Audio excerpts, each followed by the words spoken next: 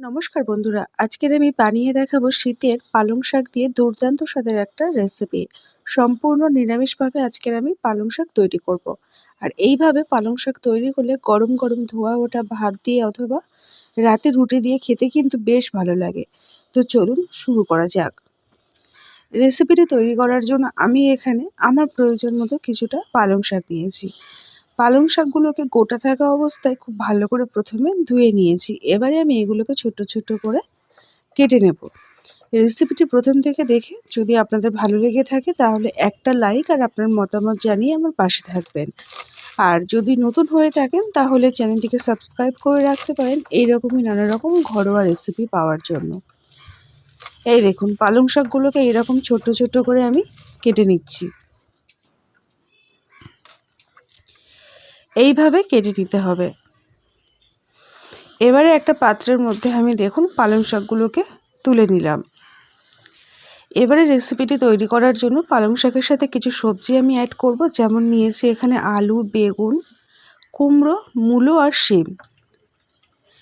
শীতকালের যে সবজিগুলো আমরা বিশেষ করে পেয়ে থাকি মূলো, শিম অবশ্যই করে দেওয়ার চেষ্টা করবেন। আর কুমড়ো, আলু, বেগুন এগুলো তো আমরা সারা বছরই পেয়ে থাকি। রেসিপিটি তৈরি করার জন্য কড়াইয়ের মধ্যে আমি দিয়ে দিলাম 2 থেকে 3 চামচ পরিমাণে সরষের তেল।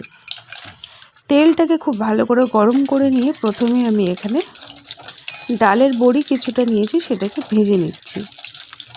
আপনারা নিজেদের পছন্দ মতো ডালের বড়ি নিতে পারেন। আমি এখানে কলাইয়ের ডালের বড়ি ব্যবহার করলাম। এবারে মিডিয়াম টু লো ফ্লেমে রেখে বড়িগুলোকে লালচে করে ভেজে দেব, যাতে করে ভিতর থেকেও যেন একদম মুচমুচে করে ভাজা হয়। এই দেখুন বড়িগুলো আমার ভাজা হয়ে গেল। এবার ওই তেলের মধ্যে দেব, এখন আমি ওই তেলের মধ্যে দিয়ে দিলাম আগের থেকে কেটে আর ধুয়ে রাখা বেগুন। এই যে শীতকালে একটা দেখবেন লম্বা এবং কালো বেগুন পেয়ে থাকি, এই বেগুনটা অন্যান্য বেগুনের তুলনায় দেখবেন খুব তাড়াতাড়ি গলে যায় না। তো আমি এখানে সেই কারণে এই লম্বা কালো বেগুনটা ব্যবহার করছি। এবারে বেগুনটা মোটামুটি 1 থেকে 2 মিনিট মিডিয়াম আঁচে রেখে ভেজে নিলাম। তারপরে আমি এখানে দিয়ে দিলাম শিম।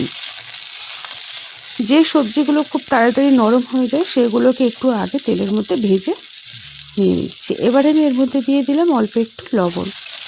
লবণটা দিয়ে ভাজলাম যাতে করে লবণের স্বাদটা ঠিক এই সময়টায় সবজির মধ্যে টেনে নেয়। এতে করে দেখুন খেতে কিন্তু বেশ ভালো লাগে। এইভাবে সমস্ত কিছু ভালো করে আরও আমি 2 থেকে 3 মিনিট নাড়িয়ে চাড়িয়ে ভেজে নিচ্ছি। খুব একটা কিন্তু নরম করে ভাজবো না, জড়িয়ে আছে রেখে মোটামুটি গায়ে একটু রং ধরিয়ে ভেজে নিলাম। এবারে এইগুলোকে তুলে একটা সাইড করে দিলাম। এবার ওই কড়াইয়ের মধ্যে দিয়ে দেব 2 থেকে 3 চামচ পরিমাণে সর্ষের তেল, আর দিয়ে দেব তেজপাতা, শুকনো লঙ্কা, আর আমি ফোড়নে দেবো এখানে 5 ফোড়ন। 5 ফোড়নটা দেওয়ার ফলে দেখবেন রান্নার মধ্যে খুব সুন্দর একটা মিষ্টি গন্ধ আসে। এবারে আমি ফোড়নের মধ্যে দিয়ে দিলাম আলু, কুমড়ো আর মূলো। এইভাবে একটু সবজিটাকে তেলের মধ্যে ভাজা ভাজা করে নেব, যাতে করে সবজিটা একটু নরমও হয়ে যায়, খেতে ভালো লাগে। এবারে আমি এখানে দিয়ে দিলাম অল্প একটু লবণ। লবণটা দিয়ে সবজিটাকে ভাজা ভাজা করব, যাতে করে সবজিটা নরমও হয়ে যায় আর সবজির মধ্যে একটা লবণের স্বাদটা চলে আসে। এইভাবে পালং শাক যদি একবার হলেও রান্না করেন দেখবেন স্বাদ মুখে লেগে থাকবে, এতটাই টেস্টি হবে। এবারে আমি এখানে দিয়ে দিলাম বেসিক যে গুঁড়ো মশলাগুলো হয়ে থাকে, জিরে, ধনে, লাল লঙ্কার গুঁড়ো, হলুদ গুঁড়ো, আর দিয়ে দেবো ছোট্ট 1 চামচের পরিমাণে আদা গ্রেট করা। আমি এখানে গ্রেট করে দিলাম, আপনারা চাইলে বেটেও দিতে পারেন, তাতে কোনো সমস্যা নেই। এবারে আমি দিয়ে দিলাম অল্প একটু জল, দিয়ে সবজির সাথে ভালো করে কষিয়ে নেব। শাক রান্না যদি এইভাবে করেন দেখবেন স্বাদ তো মুখে লেগে থাকবে আর দারুণ টেস্টি হয়। অল্প একটু চিনি আমি এখানে দিয়ে দিলাম, যাতে করে রান্নাটা বেশ ভালো কষা কষা তৈরি হয় আর টেস্টি হয়। এবারে আমি ভালো করে কষিয়ে নিয়েছি, দেখুন মশলার তেলটা কেমন আলাদা হয়ে যাচ্ছে। ঠিক সেই পর্যায়ে আমি দিয়ে দিলাম পালং শাক। পালং শাক থেকে সবজির সাথে দিয়ে ভালো করে নাড়িয়ে চাড়িয়ে নিচ্ছি। কিছুটা পালং শাক এই সময় দিলাম, আবার কিছুটা একটু পরেও দিয়ে দিলাম। একসঙ্গে পুরোপুরি পালং শাক দিলে কি হবে, নাড়াচাড়া করতে একটু অসুবিধা হবে। তো সেই কারণে আমি ভালো করে নাড়িয়ে চাড়িয়ে দিচ্ছি। আমি সবজির সাথে পালং শাকটাকে খুব ভালো করে নাড়িয়ে চাড়িয়ে নেব। কিছুক্ষণ নাড়ানোর পরেই দেখবেন পালং শাকটা অনেকটাই নরম হয়ে যাবে। এখন আমি এর মধ্যে দিয়ে দেবো স্বাদ মতো লবণ। যেহেতু সবজি ভাজার সময় আমি অল্প অল্প করে লবণ ব্যবহার করেছিলাম, আর সেই কারণে এই সময় লবণের পরিমাণটা বুঝে শুনে দিতে হবে। আর দিয়ে দিলাম কিছুটা পরিমাণে কাঁচা লঙ্কা মাঝখান থেকে ফালি করা। এবারে খুব ভালো করে সমস্ত কিছু এইভাবে নাড়িয়ে চাড়িয়ে নিচ্ছি। এখন আমি এটাকে ঢাকনা দিয়ে বেশ কিছুক্ষণ কম আঁচে রেখে দেবো। এতে করে সবজিটা আর পালং শাকটা দেখুন আগের তুলনায় অনেকটাই নরম হয়ে গেছে। এই দেখুন, এবারে ভালো করে নাড়িয়ে চাড়িয়ে নিয়ে সবজিটাকে সিদ্ধ হওয়া পর্যন্ত অপেক্ষা করব। আর এই পর্যায়ে আমি দিয়ে দিলাম আগের থেকে ভেজে রাখা বেগুন আর শিম দিয়ে পালং শাকের সাথে খুব ভালো করে সমস্ত কিছু নাড়িয়ে চাড়িয়ে দিচ্ছি।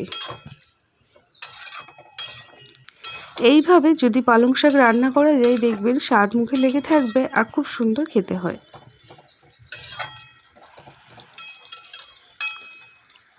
এবারে গ্যাসের আঁচটাকে মিডিয়াম টু লো করে দিতে হবে, দিয়ে ঢাকনা দিয়ে রেখে দিতে হবে। এবারে আমি এখানে দিয়ে দিলাম কিছুটা পরিমাণে কাঁচা লঙ্কা মাঝখান থেকে ফালি করা, আর দিয়ে দিলাম ডালের বড়ি দিয়ে মোটামুটি 5 থেকে 6 মিনিট কম আঁচে ঢাকনা দিয়ে রেখেছিলাম। এতে করে সবজিটা আগের তুলনায় অনেকটাই নরম হয়ে গেছে, আর বড়িগুলো খুব সুন্দরভাবে কিন্তু নরম হয়েছে। এবারে আমি গ্যাসের আঁচটাকে মিডিয়ামে করে রাখবো, রেখে আরও কিছুক্ষণ নাড়িয়ে চাড়িয়ে ভালো করে সবজিগুলোকে একদম উপযুক্তভাবে সিদ্ধ করে নেব। যারা সবজি খেতে বা শাক খেতে একদম পছন্দ করে না তাদেরকে এই রকমভাবে একটু রান্না করে দেবেন, দেখবেন তারাও কিন্তু খুব সুন্দরভাবে খেয়ে নেবে। এবারে আমি এখানে দিয়ে দিলাম অল্প একটু চিনি। যেহেতু নিরামিষ রান্না আর পালং শাক রান্না করছি তাই একটু চিনি ব্যবহার করলাম। আপনারা যদি অপছন্দ করেন সেক্ষেত্রে চিনি দেওয়ার কোনো দরকার নেই। এবারে আমি কোনো রকম আর ঢাকনা দেব না, ঢাকনা ছাড়াই মোটামুটি রান্নাটা আমি কমপ্লিট করে নেব। এবারে কিছুক্ষণ ঢাকনা ছাড়াই জোরে আছে দিয়ে ভালো করে ফুটিয়ে নিয়ে সেদ্ধ করে নিতে হবে, আর মাখা মাখা তৈরি করে নিতে হবে। সবার শেষে আমি এখানে দিয়ে দিলাম 1 চামচ পরিমাণে জিরে, গোটা জিরে আমি শিলে বেটে দিয়ে দিলাম। এই জিরে বাটাটা দেওয়ার ফলে রান্নাটা দেখবেন দারুণ টেস্টি হয়।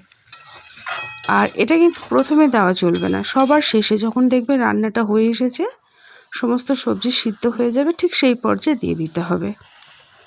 এই দেখুন আমি এখানে পুরো রান্নাটা কমপ্লিট করে নিলাম, একদম শুকনো শুকনো গা মাখা তৈরি হবে। এইভাবে তৈরি করলে আপনি ডাল ভাত দিয়েও খেতে পারবেন অথবা রুটি দিয়েও খেতে পারবেন, তাতেও কিন্তু কোনো সমস্যা নেই। আজকের আমার সম্পূর্ণ নিরামিষভাবে তৈরি করা পালং শাকের রেসিপিটি একদমই বন্ধুরা তৈরি হয়ে গেল। আপনাদের যদি ভালো লেগে থাকে তাহলে লাইক দিয়ে আমার সাথে থাকবেন, আর নতুন হলে আমার পরিবারে আসার আমন্ত্রণ রইল। আজকের মতো এই পর্যন্ত, টাটা।